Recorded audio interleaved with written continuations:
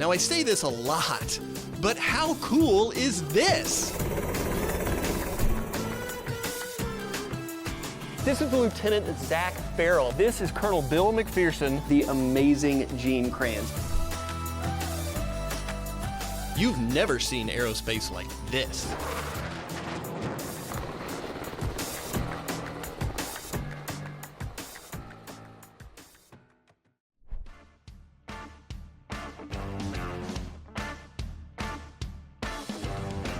During the Korean War, U.S. forces began using helicopters in warfare to a much greater extent. But existing helicopters lacked power and required a lot of maintenance, so the Army held a competition for a new design. In 1955, Bell Helicopter won the competition by building the HU-1A Iroquois, quickly nicknamed the Huey, which was later redesignated the UH-1A. During the Vietnam War, Hueys were uniquely suited to the challenges of fighting in the dense jungles, mountains, seasonal flooding, and a lack of general infrastructure in the country. The versatile helo was flown by the United States Army, Navy, Air Force, and Marines, as well as the air forces of many other countries. Nearly 65 years after the Huey's introduction, a few crews are still flying the venerable helicopter, but it has been widely replaced by the UH-60 Blackhawk. Still, Huey pilots have a saying, when the last Blackhawk goes to the boneyard, there will be a Huey crew there to pick them up. Now let's check out some of the features of the UH-1 Huey at Wings Over the Rockies Air and Space Museum. Now, what you didn't know is this is a Mike model, an M model, which was made specifically as a gunship, which means it's got a kind of an interesting rotor head. It's a 540 rotor head, which gives the blades way more play on the left, right, front, and back. That's because these guys carried a ton of ammunition, and you needed to be as maneuverable as possible, because 1,400 horsepower sounds like a lot, but when you're carrying rockets and machine gun ammo and a bunch of people, that's not a lot of power. Plus, you got the humidity of Vietnam. That's not good for lift either. All right, people, this is the good stuff. I am here with a real live helicopter pilot who was in Vietnam. And you did how many tours? 3. 3 tours. This is Colonel Bill McPherson. Thank you so much for being with us here today. This is a huge honor because I hate to say it, but I consider you a friend of mine. We'll think about that one. Okay. All right. Now, going back to the history of this thing, this guy actually flew in Vietnam. It was built in 1967 by Bell Helicopter in Fort Worth, Texas. So it went directly to Vietnam in 1967 and was issued and assigned to the 1st Battalion, 9th Air Cavalry Regiment, 1st Air Cavalry Division, Air Cavalry Division. So no horses, just helicopters. That's right, that's right. And it served for 3 years. Wow. Combat. It has 21 bullet holes to verify its combat time. It was used extensively as support for ground troops who needed gun support. It escorted troop-carrying aircraft. It escorted medical evacuation aircraft and was extremely busy for 3 years, which takes a toll on the mechanics, the turbine, the rotor systems. So at the end of 3 years, it was shipped back to Bell Helicopter for rebuild in Amarillo, Texas. And as the war was winding down, they decided not to send it back to Vietnam, but issue it to the National Guard. So it was issued to the Nebraska Army National Guard in 1971. And it was in 1996 that it was directed to fly to White Sands to become part of this target drone program. And as the program was canceled a few years later, It sat there on the airfield until I was able to retrieve it. Well, tell you what, do you want to do a little quick walk around and Sure. we can actually take a look at some of these places where it was shot?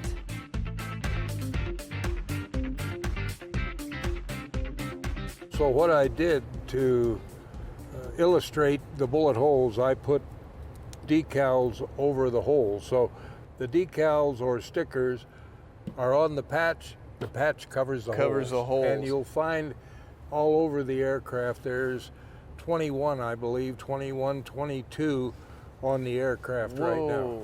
And in this case, they were going for the pilot because he sat right there. That is correct. He sat right there, and they didn't get him because the seat for the pilot and the co-pilot are bulletproof Kevlar, the same thing the military helmets are made of.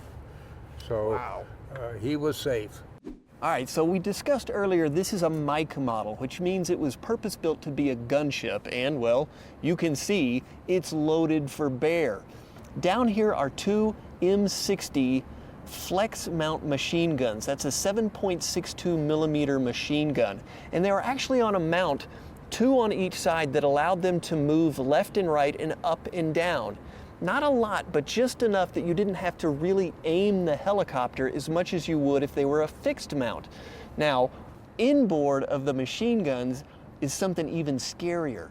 7-shot rocket pod with 2.75-inch folding fin aerial rockets. These guys were monsters. They could carry a high explosive warhead, white phosphorus, or even scarier, this guy, 2,200 in each rocket of a flechette. Think of it as a tiny steel arrow. This would just denude the countryside of any vegetation and anybody in it. Super scary. But what's this bad boy right here? It's just a door-mounted M60, and the M60 is the same thing that this guy was. This is in the infantry configuration. So if these guys went down, you could literally dismount this weapon and use it to defend yourself from the bad guys. So how much ammunition could these guys actually carry?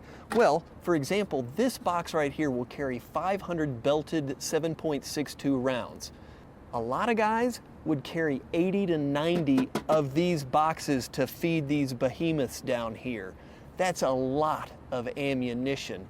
But you gotta keep in mind, you can't just load yourself down with ammo because you gotta keep fuel in mind. And if you got a long mission, you gotta have more fuel and less ammo. But if you got a short mission, you can really load up on this and stay on station for quite a bit longer.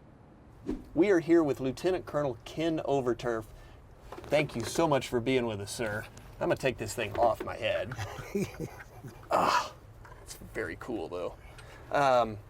You flew H models, and you flew for Project Left Bank. That's correct. And that was looking for radio signals and... Locating the enemy via radio intercepts. And where were you doing that?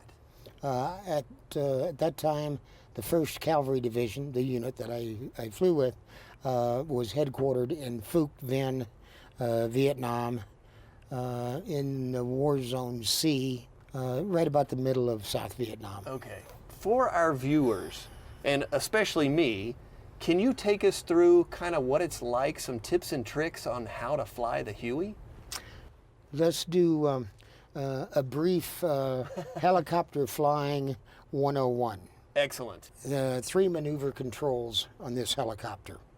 We'll go through them one at a time. Okay. Starting with the first one is the cyclic, the stick, if you will, right between your legs. This cyclic provides the horizontal movement in the helicopter. And how it does that is when the rotor head is spinning at its operational RPM of 6,600 revolutions per minute, it becomes like a giant dinner plate. And you can envision this giant dinner plate. Okay.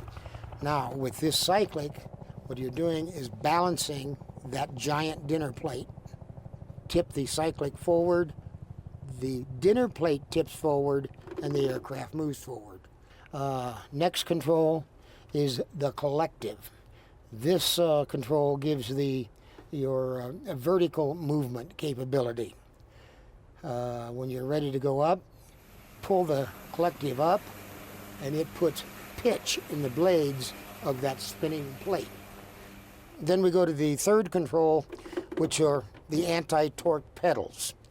The torque, the power torque caused by the power when you're putting pitch in the blades moves us into Newton's third law of motion.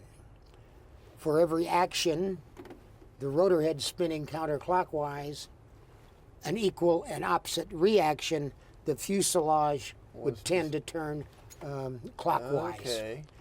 So to fly this helicopter, all you have to do is balance the dinner plate, manage your vertical and ascent, descent, and keep the nose straight with the pedals all the time.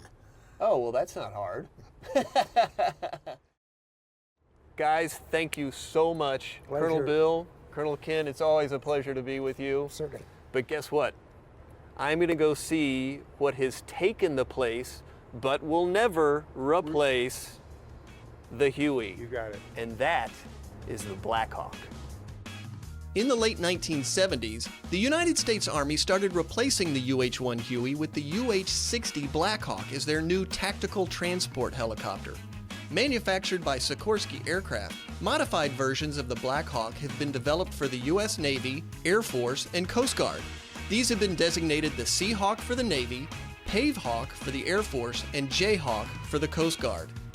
Luckily, we have some friends at the United States Coast Guard, Sector San Diego, who are going to show us the ins and outs of the Jayhawks in their fleet.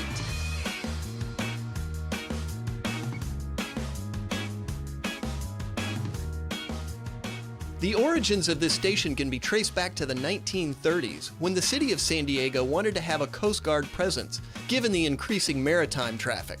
Today, there are over 400 individuals on base, including active duty personnel and civilians. They also have 3 MH-60T Jayhawks, including one gorgeous yellow one. But right now, we're going to talk to Sector Response Chief and Air Ops Officer Commander Chris Wright about the Coast Guard and the work being done by this station. So tell us a little bit about the Coast Guard. What do you guys really do? So the Coast Guard is pretty unique in the fact we're one of the 5 military branches, but we actually are not under the Department of Defense, we're under the Department of Homeland Security. And as one of these 5 military branches, we actually execute all typical defense military missions if needed, but we actually also transition to 11 statutory missions. So things like search and rescue, homeland security missions, pollution response, Oh, wow. even ice breaking. That all falls under the Coast Guard. And what we like to say is we're sort of the protectors of mariners who are in distress. We also protect the homeland against threats that are coming from the sea, and we even protect the sea itself. So I referred to you as Response Chief. That means that anything that happens in this area, you're going to be the guy to send out boats, air assets, anything that you have here at the base. Is that correct? Yeah, it's kind of a unique position. So I get to do the fun stuff, like when we talk about the helicopter, Yeah. we get to fly that and still stay on duty. But our 3 87-foot patrol boats fall under my operations and tactical control of the sector, and I help manage that, as well as our small boat station, which has 4 small boats that act as tactical pursuit operations, law enforcement, and search and rescues. Can we go do a walk around on the helo? Well, I would love to, but I actually have to run and deal with some response stuff. So we have an Understandable. awesome lieutenant who will be able to walk you through all the ins and outs of the helicopter. Does he have a mustache? Because I don't want a lieutenant with a mustache.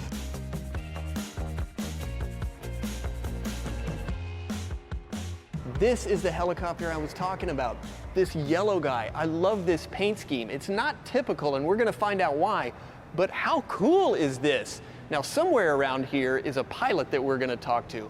All we got to do is just kind of wait around for him or so. Hey, you must be Matthew. You must be the mustache. Yeah, it's me. Can't have an aviation show without a mustache, am I That's right? very true. Okay, he's not actually called the mustache. Well, maybe he is, I don't know. But this is Lieutenant Zach Farrell, and he's gonna walk us around this helicopter. All right, LT, Yeah. let's talk about this paint scheme. What gives?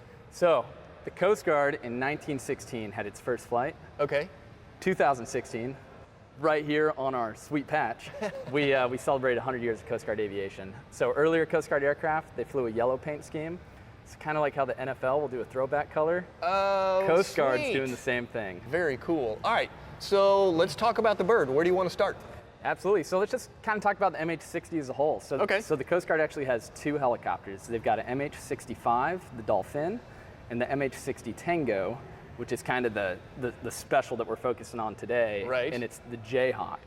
So Sikorsky initially built this aircraft because they wanted a combat aircraft, so it's very redundant. It's got 3 hydraulic systems, it has multiple electrical systems, it has multiple fuel lines feeding the engines.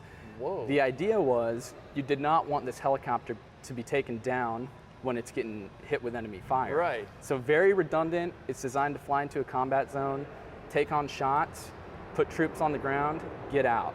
It really gives you kind of a nice feeling knowing that the helicopter is so structurally sound when we're taking it hundreds of miles offshore to affect whatever the mission might be. Let's do a walk around on this guy. Absolutely. Where do you want to start?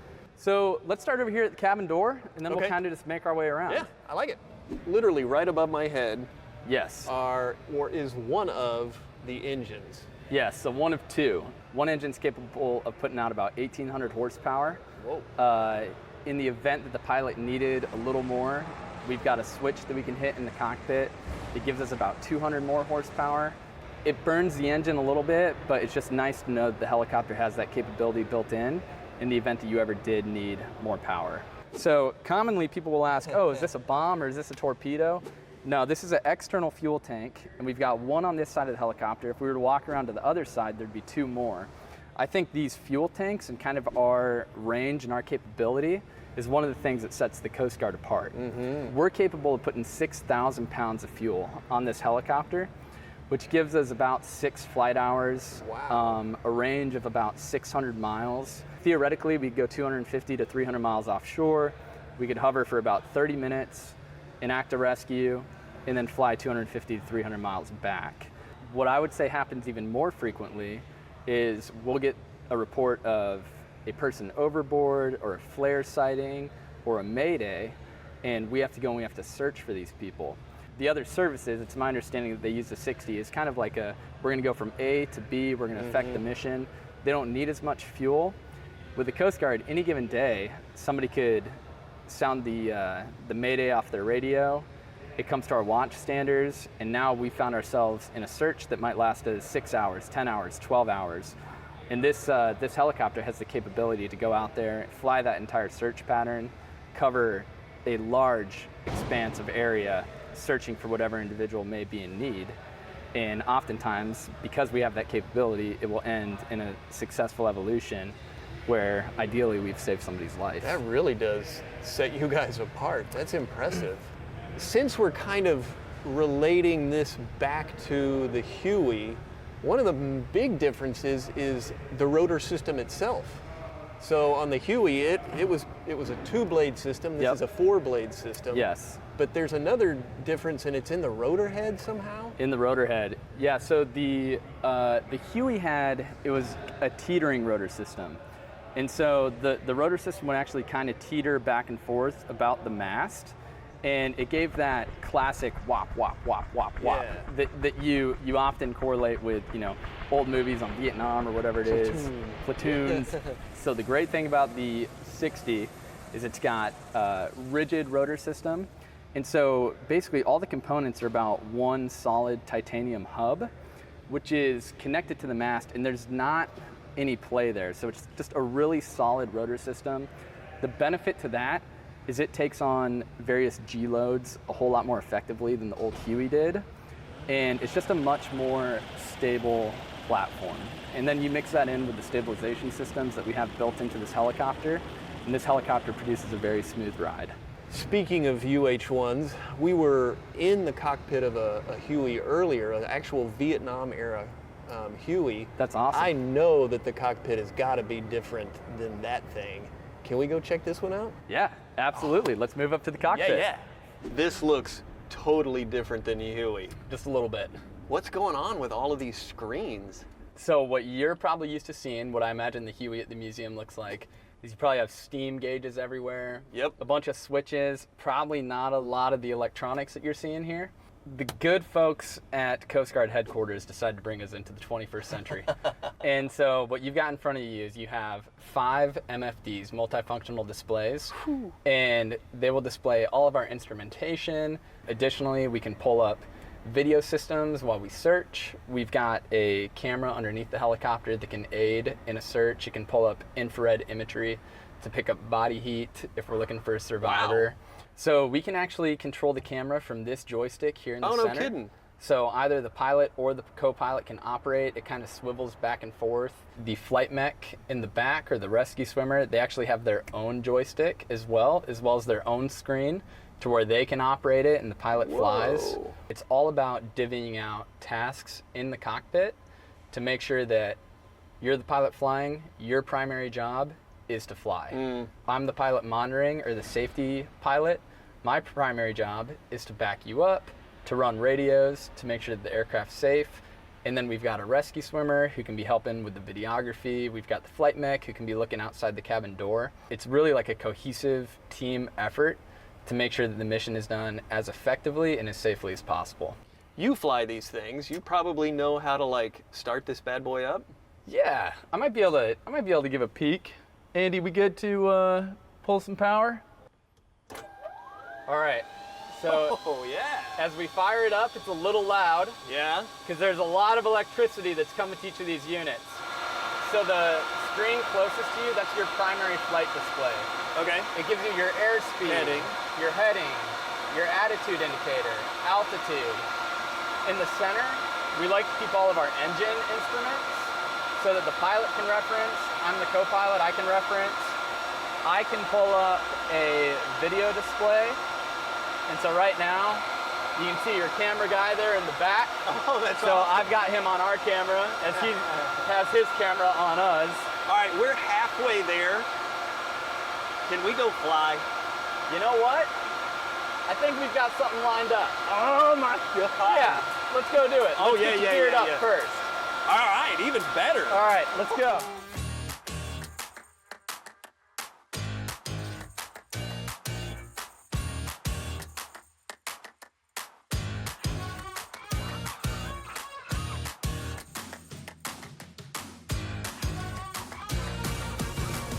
How cool is this? Not only did I get to ride along with the Coast Guard, but I got a front row seat during an actual training drill. A standard search and rescue crew is made up of a rescue swimmer, a flight mechanic, a pilot, and a co-pilot. Depending on the situation, rescue swimmers can free fall from the helicopter or be lowered down via the rescue hook onto a boat or directly into the water. Swimmers deploy from helicopters for medical cases on cruise ships or tankers, and they also respond to boats taking on water or rescue people who are already in the water. I can't say enough about the swimmers.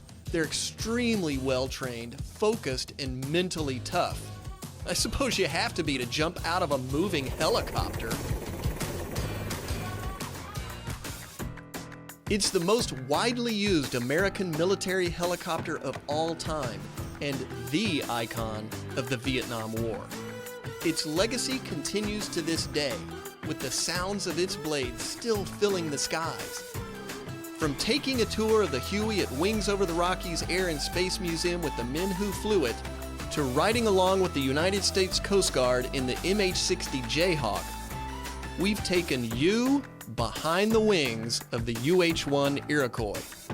Hey, I'm Matthew Burchett, and this, my friends, is Behind the Wings, and I think we're in trouble.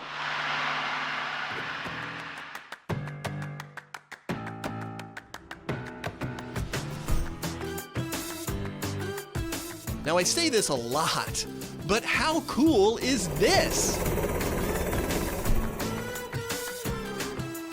This is Lieutenant Zach Farrell, Lieutenant General Christopher Coates, the amazing Gene Kranz. You've never seen aerospace like this.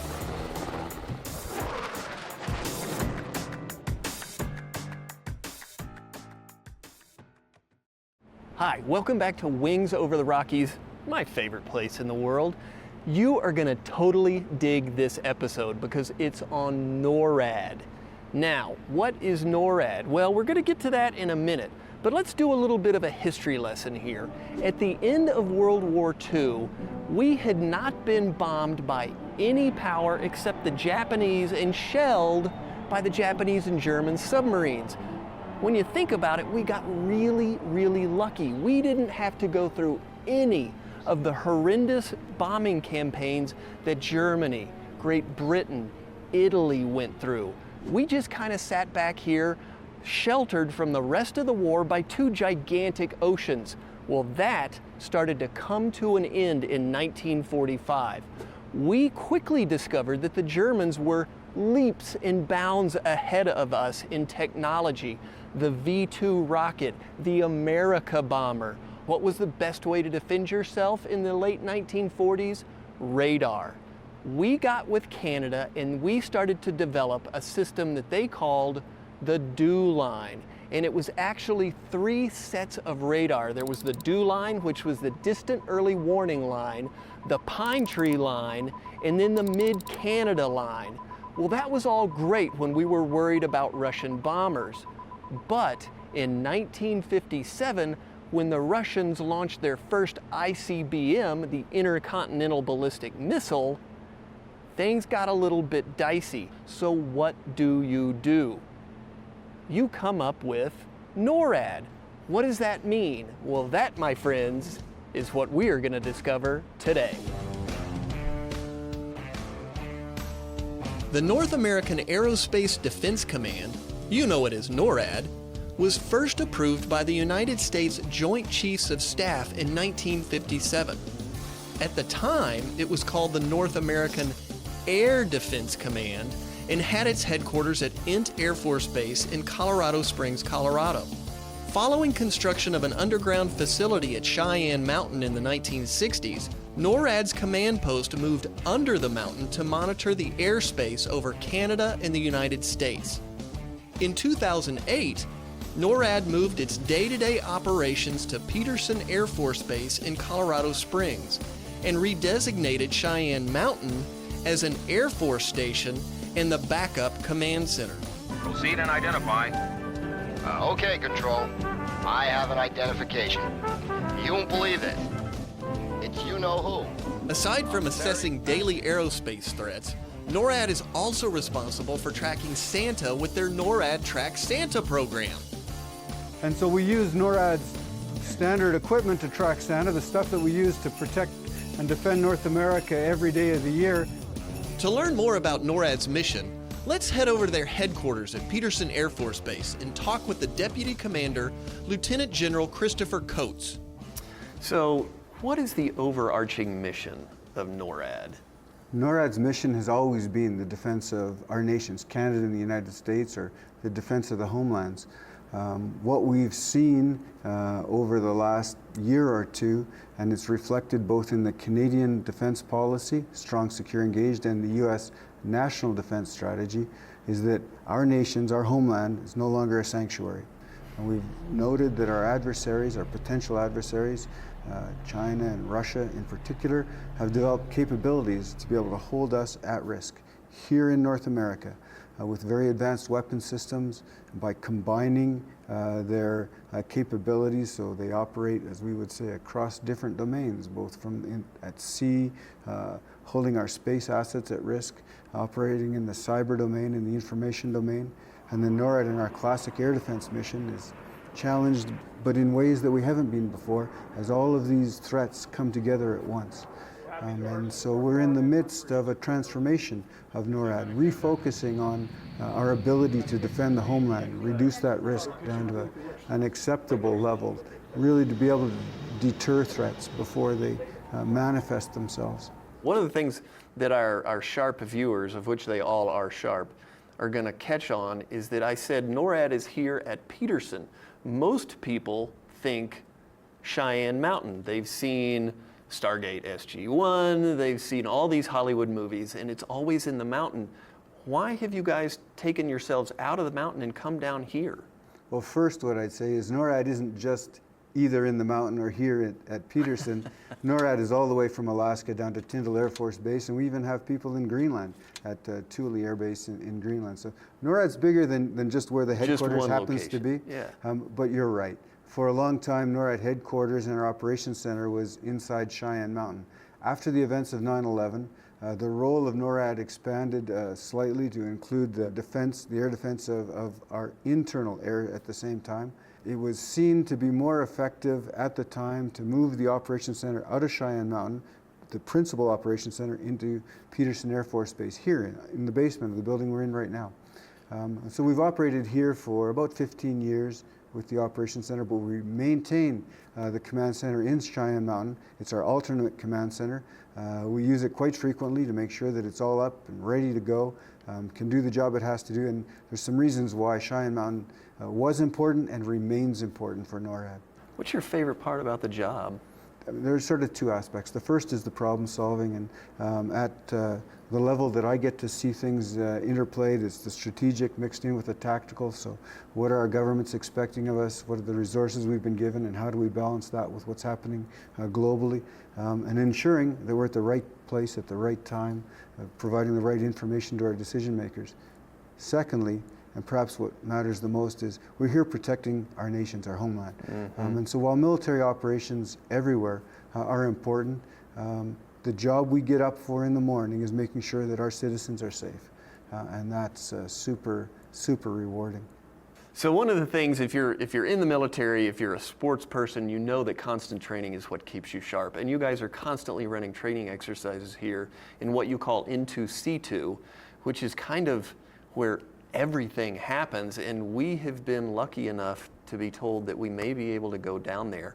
I am pretty excited because that is not something that almost anybody gets to go to. So as much as I've enjoyed speaking with you, I want to see how far I can get without being tackled. So, sir, thank you so much. Thank you. And if need be, can you get me out of the brig? We'll try. Okay, thank you.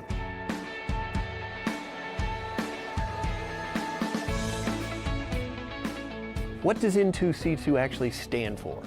So N2C2 stands for the NORAD and US Northcom Current Operations Center. And what we do here is essentially all domain situational awareness and threat characterization, if I can put it very broadly like that. We're watching for Russian bombers, for missile attacks to North America, or for domestic threats. So aircraft, think of like 9/11, aircraft flying around in the airspace, violating certain airspace rules, or doing anything that could be a threat. That's what I'm assuming all of these screens are doing.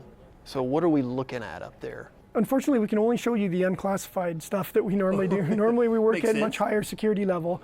But what we have up there, we're always monitoring the news because we can find out a lot of things about what's happening domestically on the news. One of the screens there with all the green dots on it shows all the air traffic within the continental United States right now. Okay. We also post up weather things or other information that pertains to missile warning and missile defense. What we have here in the command center is the command domain, which is run by a colonel. So in this case, Colonel Brad Smith, who's my U.S. Air Force counterpart, my U.S. Air Force brother, our deputy command center director, who happens to be a Canadian today, Lieutenant Colonel Jody Hansen. We also have our enlisted controllers that help us deal with conferencing, managing the knowledge wall, those types of things. And then out on the floor, we have the rest of our domains. We have a land and maritime domain that looks for things, for example, southwest border, hurricanes, fires, floods, domestic terrorist attacks, any of those kind of things. We've got our air domain, which is primarily there for defense of North American airspace, like Russian bombers or Operation Noble Eagle, and we'll talk a bit more about that in a bit. We've got meteorology, we've got a Federal Aviation Administration representative, we've got Cyber Watch officer, we've got missile defense and missile and space warning. So we're keeping an eye on pretty much, when I mentioned earlier, all domain situational awareness. We want to know what's going on, anything that could be a security threat to North America, 24 hours a day, 365 days a year. So speaking of aircraft flying around, one of the terms that I've heard a lot is Noble Eagle. Right. What exactly is that?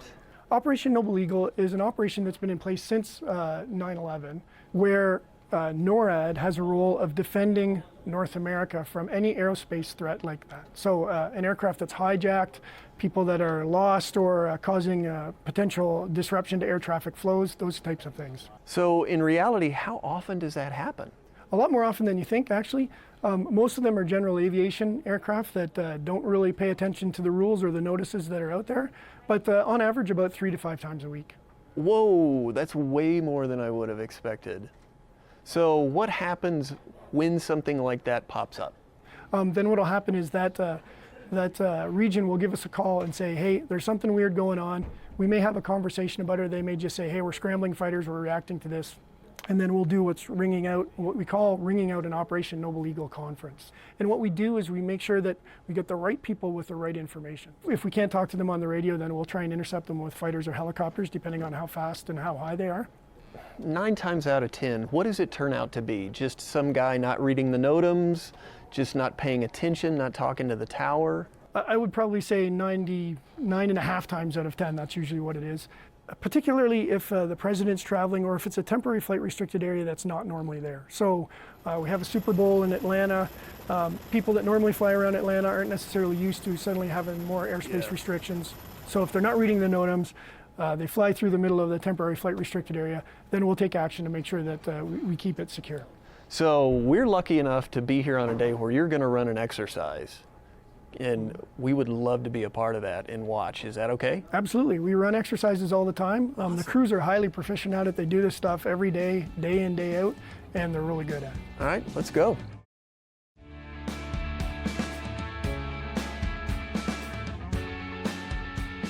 This is actually going to be an exercise where like a small civilian aircraft is unresponsive and they're in restricted airspace. So this scenario is restricted airspace in the area of Denver.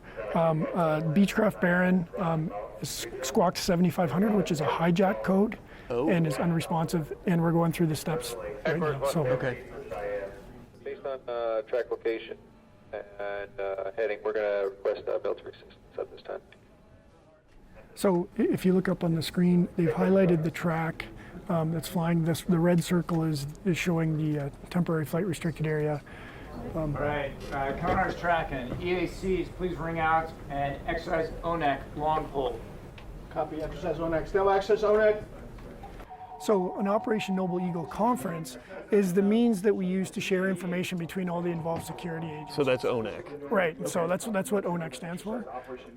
They'll ring out all of the different stations. So it's Department of Homeland Security, it's Transportation Security Agency, all of those types of FAA, FBI, whoever that are involved. So that if anybody has information they can pass, and it'll help with decision making. What the CCD has done is he's just labeled it as a target of interest, which now means that we've officially kicked off the Operation Noble Eagle. Okay, so the controllers at the sectors are controlling the fighters. So they're talking to the fighters saying, okay, your mission is to go intercept and inspect. At this point, we're assuming that they're a threat until we can confirm that they're not. In the vast majority of cases, obviously, they're not. Yeah. It's not just general aviation aircraft. Sometimes we have airliners that miss a frequency changeover, those kind of things.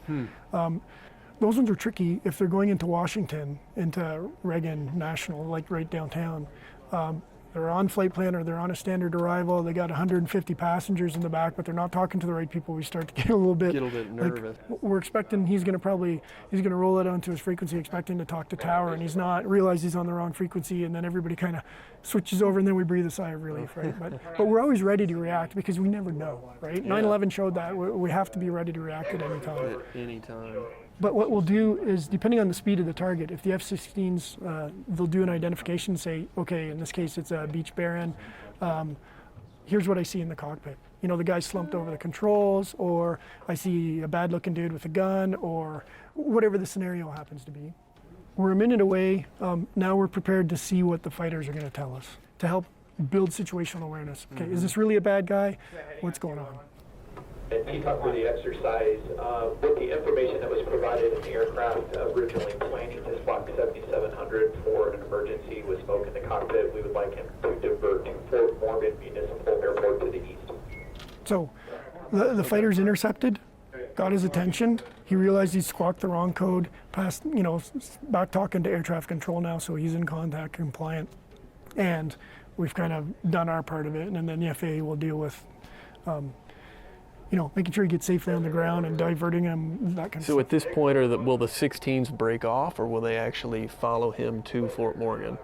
Typically, if he's compliant and in contact with air traffic control, then they'll carry on with whatever mission they were doing before.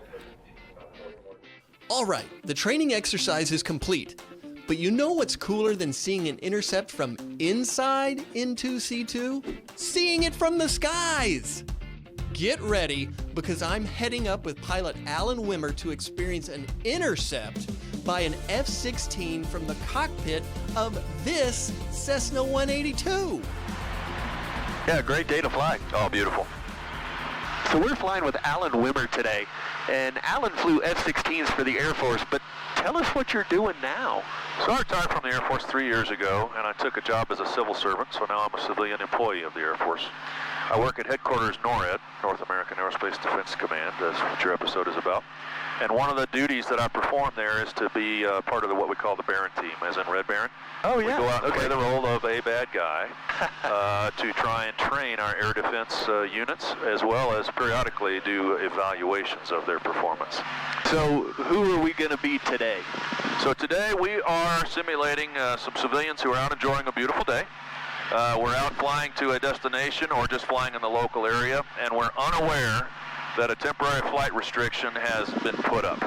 That is temporarily restricted airspace that we're not allowed to go into, right? And for some reason, that has been declared as such. Typically, that'll be associated with a national special security event. Okay. Those are assessed and declared by the Department of Homeland Security. And if they need air defense, NORAD will provide that. Okay, so at this point, I probably should break in and say, it's always good to read your NOTAMs. Absolutely.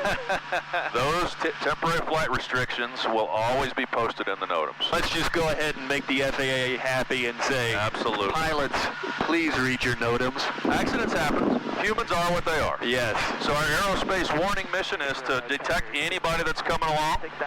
And then our aerospace control mission, as it would apply in the scenario today, is that person stumbling into the airspace. Now we need to figure out what's going on. Is this just an accident? Is this someone who might have malintent?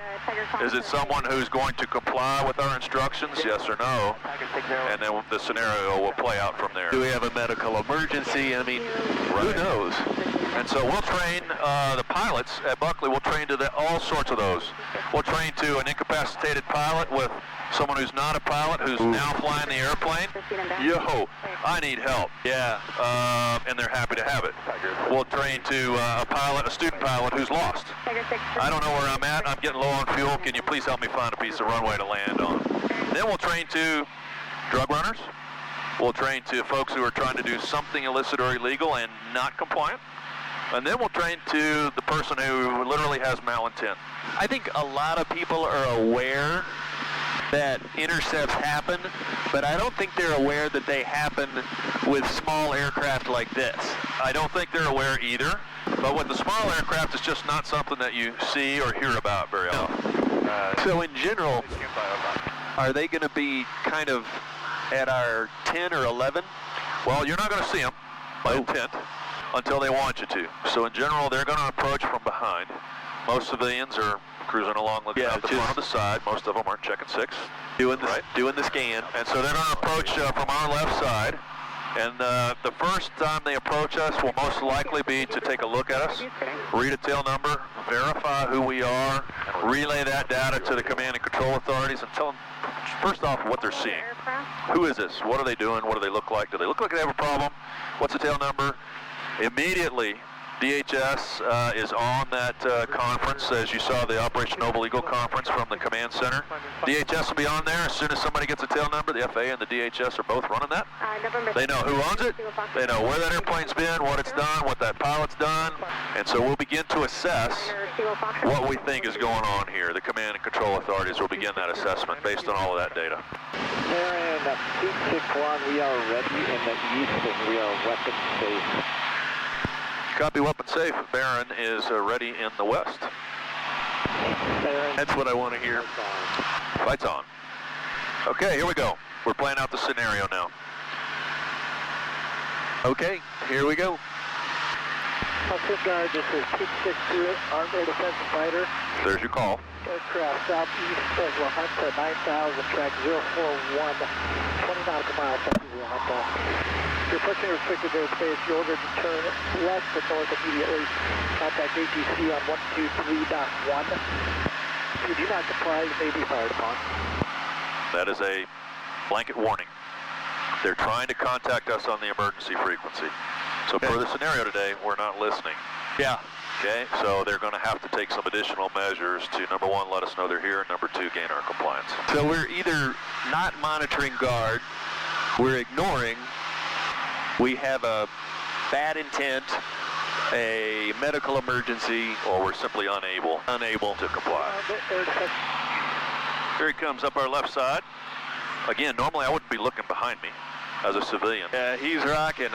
He's rocking his wings, and he's telling us he wants us to follow him right now. Wow. How cool is that? I gotta say that I saw him rocking his wings. You did. But I was more impressed with the fact that there was an F-16 that close. So I can kind of see where somebody would go. 20 nautical miles southeast. So now he just read our tail number back to us. Oh. So he read the tail number, and now he's yelling, trying to make sure we know who he's talking to. Like, oh, by the way, hey, buddy.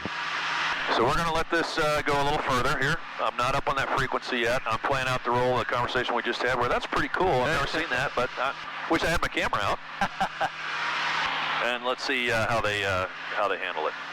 So this will be what we call a headbutt, which is an escalatory maneuver, which is, at this point, he's probably attempted to guide us away. Right.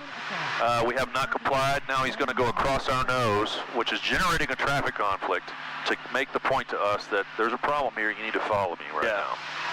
Coming up the left side. So he's rocking his wings, saying, you need to follow me now. That is really cool. And whoa. He's going across our nose. He's dispensing flares. He's popping flares. We are in trouble now. That is a signal that we're in serious trouble. We are going to follow this guy before he decides he needs to escalate. Yeah, that's not good.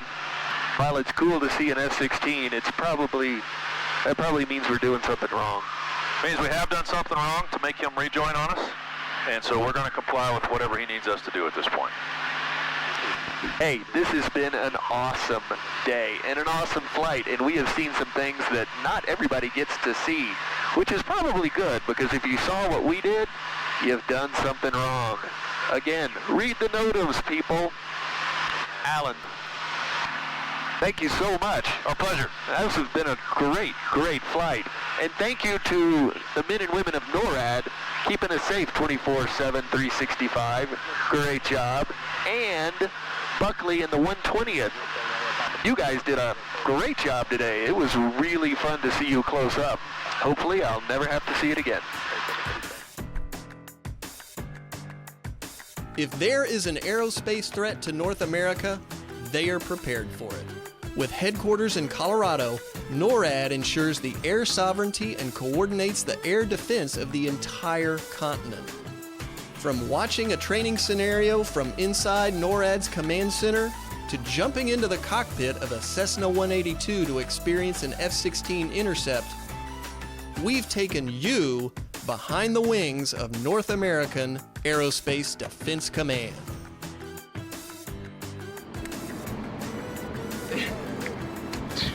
Who was You're not the only guy in this building with hair that long, by the way. Oh, really?